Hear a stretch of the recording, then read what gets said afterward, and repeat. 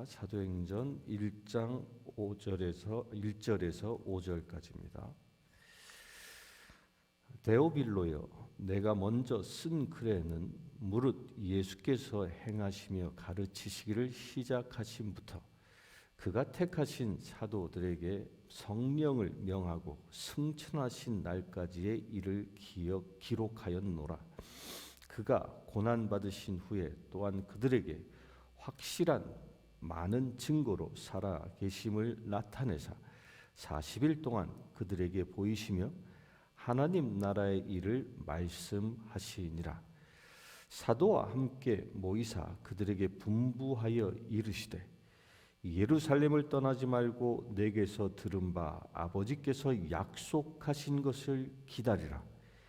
요한은 물로 세례를 베풀었으나 너희는 몇 날이 못되어 성령으로 세례를 받으리라 하셨느니라.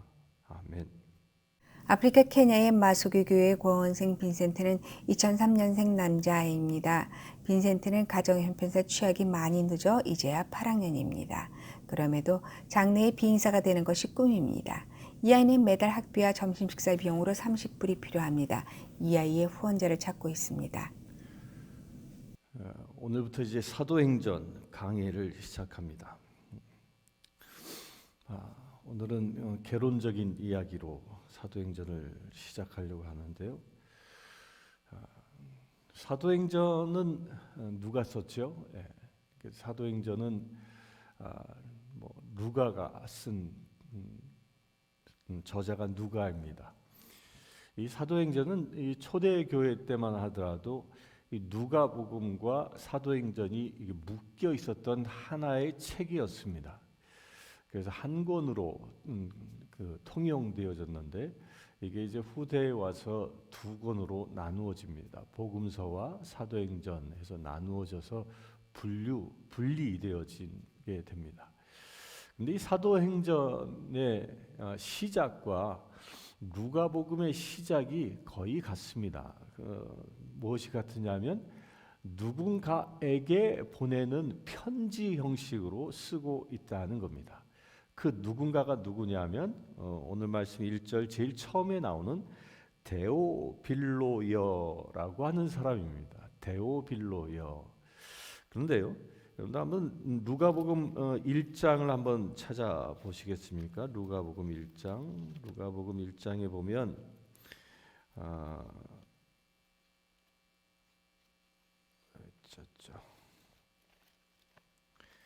누가복음 1장에 보면 똑같이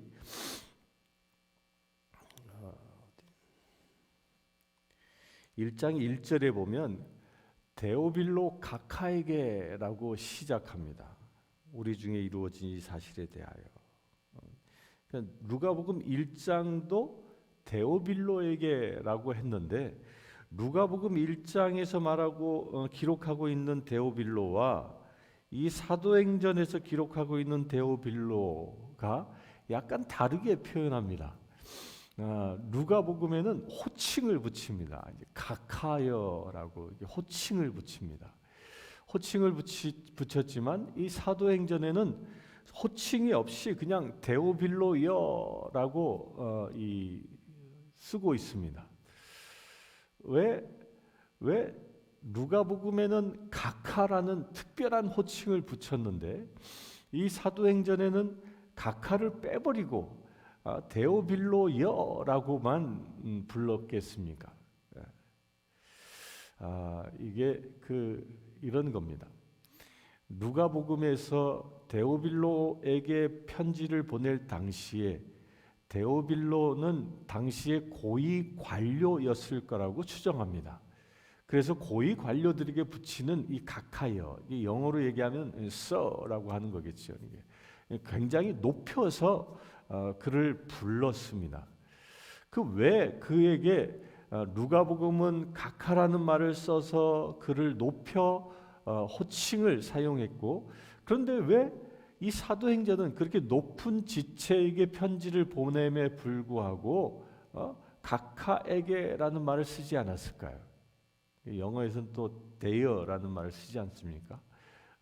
그런 말을 전혀 쓰지 않고 다 생략을 했을까요? 여기에는 누가복음과 이 사도행전이 저술되어지는 이 시간의 차이가 있었기 때문입니다. 누가복음과 사도행전의 저술 시간의 차이는 뭐 정확하진 않습니다. 정확하진 않지만 뭐 학자들마다 다 다른데요. 최소 약 10년 전후, 10년에서 5년 요 사이는 시간의 차이가 있었을 것이다라고 추정합니다. 그러니까 시간의 차이에 의해서 처음에는 각하로 불렀고 후에는 각하를 부르지 않았다는 겁니다. 이게 어떤 의미가 있냐면요. 누가복음서를 데오빌로에게 보낼 때의 데오빌로는 당시의 초신자였다라는 겁니다. 초신자였기 때문에 그 초신자에게 예수 그리스도를 소개하는 거였습니다. 그러니까 누군가가 이 데오빌로를 전도했겠지요. 전도해서 했을 때에 데오빌로가 더 예수 그리스도에 대한 이 정보를, 그 말씀을 알고 싶어하는 그런 마음이 있었다라는 것을 전해 들었을 것이고, 그래서 누가는 특별히 데오빌로라는 사람을 위하여 예수 그리스도를 정리해서 복음을 전한 것입니다. 그러니까 누가복음을 받을 때의 데오빌로는 초신자였던 겁니다. 그래서 초신자였기 때문에 각하라는 그 당시에 상투적으로 쓰는 편지 형식에 빌려서 그렇게 높임말로 썼습니다. 그런데 사도행전이 기록되어질 시기에는 이 데오빌로는 이미 훌륭한 신앙인이 되어져 있었습니다. 그래서 그를 더 이상 각하라 해서 세상적으로 높일 필요 없이 이제 한 가족으로 누가가 여기고 있는 것입니다. 한 가족 공동체였던 겁니다. 이 미국 문화가 그렇더라고요. 한국 문화와 미국 문화의 차이는, 한국 문화는 만나면 꼭 이 호칭을 붙이지 않습니까? 그래서 교회에서도 뭐 집사님, 장로님 이런 호칭을 이렇게 붙이는 것이 습관화되어져 있고, 또 한국 사람들 만나면 자기 이름을, 누군가가 내 이름을 소개하면서 꼭 그 이름, 그 사람의 직위 이런 호칭들을 붙여서 꼭 설명합니다. 그런데 미국은 그렇지 않죠. 미국은 보니까 이름만 이야기하죠. 이름만. 제가 주교님을 만났어도 뭐 비숍 이렇게 부르는 것보다 비숍 존 이렇게 부르는 것보다 그냥 존 부르는 것을 훨씬 더 즐거워하시는 겁니다. 한 공동체 안에 속해 있을 때 서로가 우리는 한 형제 자매이기 때문에 신분의 고하가 없는 것이, 신분의 고하가 없기 때문에 이름을 부르는 것 자체가 한 공동체의 그 깊은 그 연대성을, 그 공동체의 유대감을 형성하고 있었다라는 것입니다.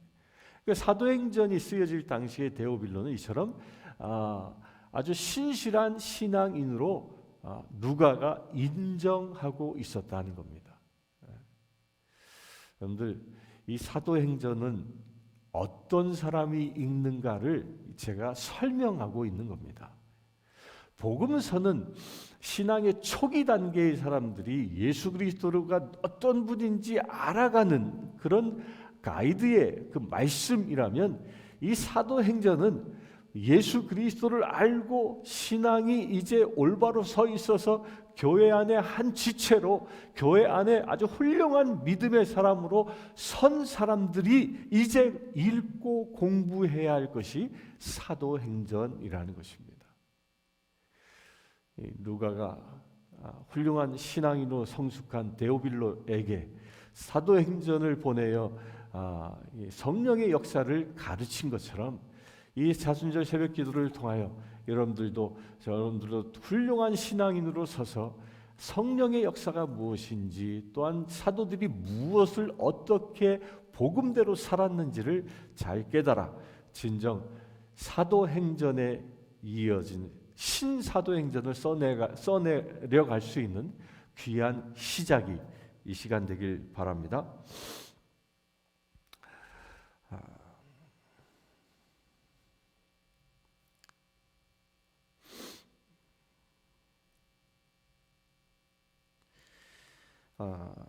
이 사도행전을 이제 데오빌로에게 이야기하면서 오늘 읽은 말씀의 핵심이 무엇이냐면요.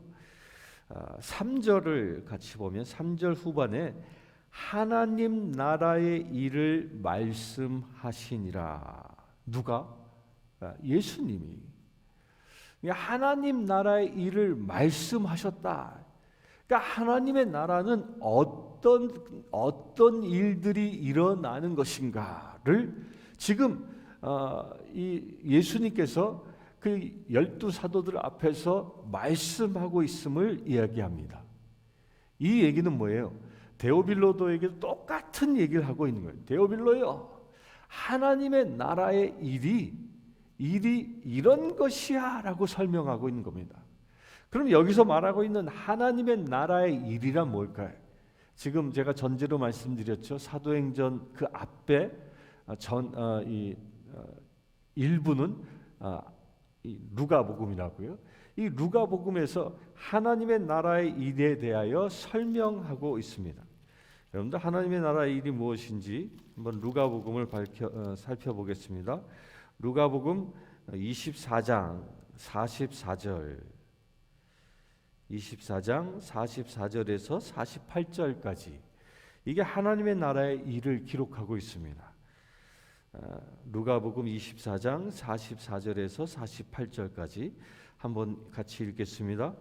또 이르시되 내가 너희와 함께 있을 때에 너희에게 말한 바 곧 모세의 율법과 선지자의 글과 시편에 나를 가리켜 기록된 모든 것이 이루어져야 하리라 한 말이 이것이니라 하시고, 이게 첫 번째 이유입니다. 이 첫 번째 이유, 이것이 무엇입니까? 구약에서, 이 구약 성경에서 예언하고 있는 그 하나님의 말씀, 모세의 율법과 선지자의 글과 시편에서 곧 예수를 가리켜 기록된 모든 것들이 이루어져야 한다. 곧 이것은 뭐예요? 구약의 말씀들, 하나님의 그 예언의 말씀들을 이루는 것, 이것이 하나님의 나라의 일이라는 것입니다. 예언의 말씀을 지금 현재 이루며 살아가는 것, 그 예언의 말씀이 누구예요? 예수 그리스도가 메시아이고, 그 예수 그리스도가 나의 구세주라는 이 예언의 말씀이 지금 내 삶에서 이루어내는 것이 바로 하나님의 나라의 일이라는 거예요. 첫 번째 일이라는 것입니다. 첫 번째. 사순절을 시작하면서 이 말씀에 도전받았으면 좋겠습니다. 내가 하나님의 나라의 일을 일구며 살아가는 그 첫 번째가 뭐라고요? 예수 그리스도가 메시아인 거예요. 곧 말씀, 구약과 신약의 말씀들이 나의 삶에서 이루어져 나가게 하는 것이 하나님의 나라의 일을 하는 첫 번째라는 것입니다. 이것을 다시 얘기하면요, 말씀이 내 삶이 되게 하는 것이 하나님의 나라라는 거예요. 왜 말씀이 내 삶이 되게 하는 것이 하나님의 나라입니까? 그것은 나 자신이 하나님의 나라이기 때문입니다. 여러분들이 하나님의 나라예요. 따라서 여러분들이 하나님의 나라이기 때문에 여러분들 안에, 내 안에 말씀이 성취되어질 때 내가 하나님의 나라로 온전히 설 수 있는 것입니다. 그렇게 내가 말씀으로 성취되어 하나님의 나라로 온전히 세워졌을 때 내가 있는 내 가정이, 내가 일하는 일터가 하나님의 나라가 되는 그 시작점이 된다는 것입니다. 오늘 하루의 말씀 속에서 여러분들의 삶이 하나님의 나라 되길 바랍니다. 말씀이 성취되어지길 바랍니다. 그리고 45절에 또 이렇게 두 번째를 얘기합니다. 이에 그들의 마음을 열어 성경을 깨닫게 하시고, 하나님의 나라의 일의 두 번째는요, 성경을 깨닫는 것입니다. 그러니까 내 안에 첫 번째로 말씀이, 예언이 성취되어진단 말이에요. 그러면 예언이 성취되어지는데 그 성취되어는 예언들이 무엇인지를 우리가 깨달아야 한다는 거예요. 그래서 성경은요, 성경을 깨달아가는 것, 이게 그리스도인의 삶이라는 겁니다.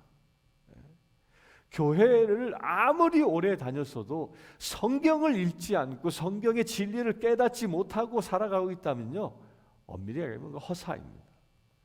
왜? 말씀이 내 안에 없으면 그 말씀대로 살아갈 수 없고, 말씀대로 살아갈 수 없기 때문에 내가 하나님의 나라가 될 수 없는 것입니다. 미국에 살면 미국의 법에 의하여 다스려지죠. 똑같은 것입니다. 하나님의 법인 말씀이 무엇인지 우리가 깨닫고 살아갈 수 있어야 한다는 거예요. 그래서 교회가 교회되어질 수 있는 가장 중요한 그 기준이 무엇입니까? 성경이에요. 성경. 우리가 그렇기 때문에 성경을 얼마만큼 많이 깨닫고 있느냐에 따라서 그 교회가 얼마만큼, 또 내가 얼마만큼 하나님의 나라가 완성되어져 가고 있느냐를 결정한다는 것입니다. 그래서 여러분들요, 이 새벽 기도를 통해서, 특별히 사도행전을 통하여, 강해를 통하여 하나님의 말씀을 온전히 깨달을 수 있게 되길 바랍니다. 또 바라옵건대 성경 공부에도 열심히 참여하시길 바랍니다. 우리말에 알아야 면장을 하지라는 말이 있는데, 성경을 알아야 우리가 올바른 믿음 생활을 할 수 있고, 성경을 알아야 오늘 말씀대로 하나님의 나라의 일을 온전히 감당할 수 있는 것입니다. 성경을 깨닫는 거룩한 시간 되길 바랍니다. 또 45절과 46절에 보면, 46절만 보겠습니다. 또 그의 이름으로 죄 사함을 받게 하는 회개가 예루살렘에서 시작하여 모든 족속에게 전파될 것이 기록되었으니, 이게 무엇입니까? 회개의 복음이 예루살렘과 모든 족속에게 전파되어지는 것이 하나님의 나라의 일이라는 것입니다. 여기서 아주 주의 깊게 봐야 할 것이 있습니다. 무슨 복음이라고 지금 누가복음은 얘기합니까? 회개의 복음이라는 겁니다. 교회 생활, 신앙 생활 하면서 사람들이 가장 좋아하는 말이 뭡니까? 축복입니다. 그래서 모든 예배는 축도로 끝납니다. 축복을 받고 끝납니다. 그런데 그 축복이라는 게 무엇이냐는 거예요. 무엇이 축복이냐는 것입니다. 내 사업이 잘 되는 것이 축복입니까? 내 육신이 건강해지는 것이 축복입니까? 자녀가 잘 되는 것이 축복입니까? 그럴 수 있습니다. 그러나 그 모든 축복의 가장 출발은 회개에서 일어난다는 거예요. 회개함 없이 받는 물질의 축복은요, 저주입니다. 곧 내가 올바른 신앙이 서 있지 않은 상태에서 물질이 부어져 보십시오. 그러면 교회를 떠나가게 되겠습니다. 물질이 주는 쾌락과 향락이 얼마나 많습니까? 거기에 취해버리면 신앙생활을 할 수 없는 것이죠. 또 회개의 복음 없이, 내가 거듭남 없이 육신이 강건해 보십시오. 세상 사람들 보십시오. 육신만 건강하면, 요즘 현대인들은 건강이 최고인 것처럼 얘기하죠. 그래서 인사말도 건강하세요, 건강하세요. 특별히 요즘 코로나 같은 시절엔 건강하세요. 이게 아주 중요한, 아주 복된 인사말이 되었습니다. 그런데 거듭남이 없는 인생이 아무리 건강해봐야 그 사람의 인생은요, 그 인생은 자기 육신에 매몰되고 마는 겁니다. 제가 그 대구에 있을 때 이 헬스장을 매일 다녔는데, 거기서 가면 70대 되신 할아버지가 얼마나 열심히 운동하는지 막 온몸이 부락부락. 근데 이 할아버지는 꼭 30분마다 밖에 나가서 담배 한 대 피고 들어오세요. 또 막 온다. 한 날은 그랬습니다. 어르신 이렇게 운동 열심히 하셔도 담배 피시면 이게 좀 어울리지 않는 것 같지 않은데요. 좀 안 어울리지 않습니까? 그러니까 한번 금연에 도전해 보시죠. 저를 이렇게 쳐다보더니 그냥 이러다 죽을려. 참 이해할 수 없는 거죠. 육신이 아무리 건강해도요, 그 영혼이 주 안에서 거듭난 영혼이 되지 않으면 그건 아무 소용 없는 겁니다. 그래서 시편에는 강건해야 80인생이라 얘기하지 않습니까? 회개의 복음, 이 회개의 복음이 예루살렘에서부터 시작해서 온 족속에까지 전파되어지는 것이 하나님의 나라의 일이라는 것입니다. 이 일을 위하여 저와 여러분들이 부름받은 것입니다. 사도들이 있었던 예루살렘에서 출발해서 온 열방 끝까지, 이 얘기는 뭡니까?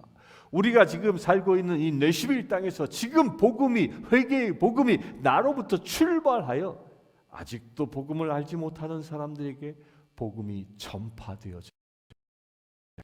어떤 복음이? 회개의 복음이. 그래서 예수님도 처음 복음을 전할 때 회개하라, 하나님의 나라가 다가왔다라고 선언하고 있는 것입니다. 이런 복음이 하나님의 나라의 일을 감당하는 것입니다. 복음의 출발은 어디서부터 출발한다고요? 회개함으로부터 출발하는 것입니다. 그런 복음이 여러분들에게도 임하길 바랍니다. 그리고 네 번째, 하나님의 나라의 일이 무엇이냐? 48절에 너희는 이 모든 일의 증인이라 라고 얘기합니다. 그러니까 하나님의 나라의 일이 뭐냐면 증인의 삶이라는 거예요. 증인의 삶. 이 증인이라는 말은 법적 용어입니다. 이 증인이라는 것이 뭐예요? 증인은 자기가 보고 경험한 것만 이야기하는 것이 증인이에요. 그럴 것이에요. 뭐 이렇게 추론하는 건 증언이 아닙니다. 그건 법적 효력이 없습니다. 나는 그렇게 생각합니다. 이것도 증언이 아니에요. 증인의 말이 아니에요. 그건 법적 효력이 발생할 수 없는 거예요.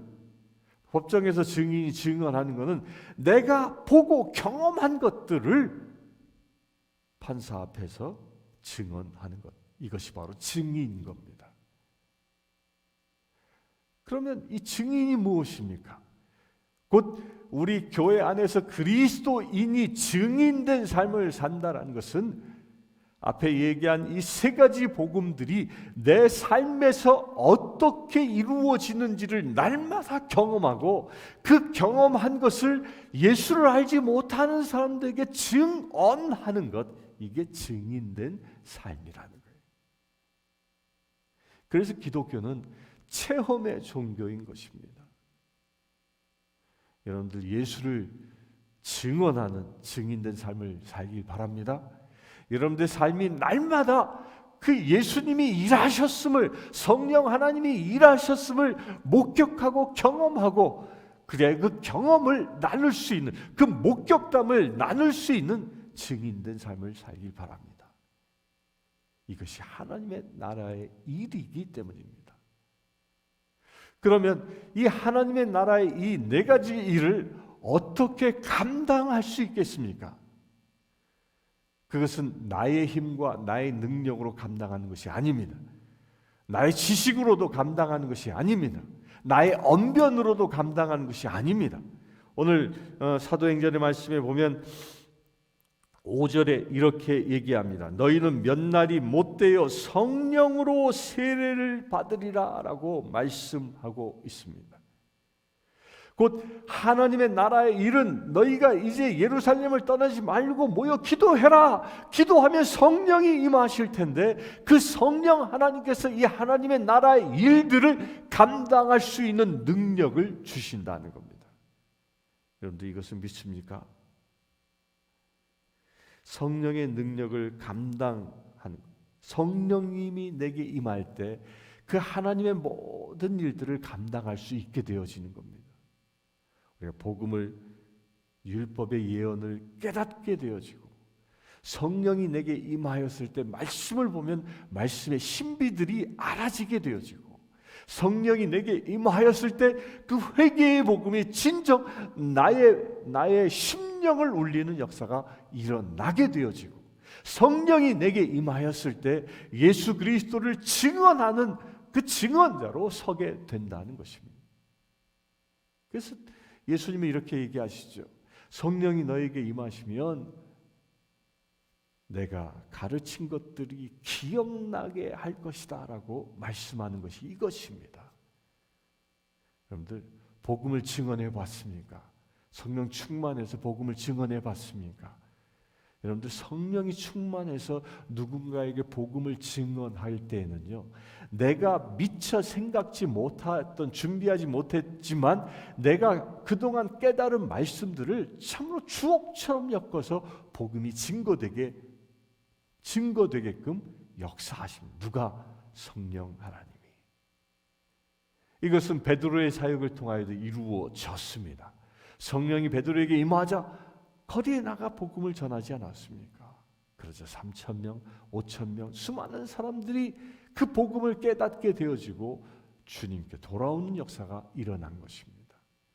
성령님이 하시는 것이 이런 일이에요. 또 성령님은 어떤 분입니까? 보혜사이십니다. 우리를 돕는 자예요. 우리가 하나님의 나라의 일을 할 수 있도록 나를 도와주시고 나를 인도해 주시는 분이 성령 하나님이시라는 거예요. 그래서 우리는 성령을 받아 믿음의 생활을 하는 것입니다. 성령으로 충만해진 것. 오늘 이것을 구할 수 있게 되기를 바랍니다. 우리가 이 사도행전 2장을 공부할 때는 성령이 임하시는 사건을 공부할 텐데요. 여러분들 기도하십시오. 사도행전 2장 1절 이 강의할 때 여러분들에게 성령의 기름 부으심이 넘쳐날 수 있도록 기도하시길 바랍니다. 여러분들 지금부터 성령의 임재를 사모하는 마음으로 날마다 기도한다면 2장 공부할 때 여러분들에게 성령의 기름 부으심이 임하는 놀라운 역사가 일어날 줄 믿습니다. 우리 다 같이 기도하겠습니다. 주 아버지 하나님, 오직 주님만 바라보길 원합니다. 성령 하나님, 우리에게 임하여 주시옵소서. 우리가 성령을 사모합니다. 오늘 주신 말씀대로 이제 성령에 의하여 하나님의 나라의 일을 온전히 감당할 수 있는 우리 되어지기를 원합니다. 이 사순절 특별 새벽 기도를 통하여 성령 충만케 하셔서 주님의 나라의 일을 감당할 수 있는 거룩한 주의 사도들로 다시 일으켜 세워지는 믿음의 지체들 될 수 있도록 이 시간 축복하여 주시옵소서. 오늘 주신 말씀대로 예언을 성취하는 자, 성경을 깨닫는 자, 회개의 복음을 받아들이고 전하는 자, 증인의 삶을 사는 자로 바로 세워질 수 있도록 이 시간 예배하는 모든 심령들을 축복하여 주시옵소서. 우리 주 예수 그리스도의 이름으로 기도드리옵나이다. 아멘.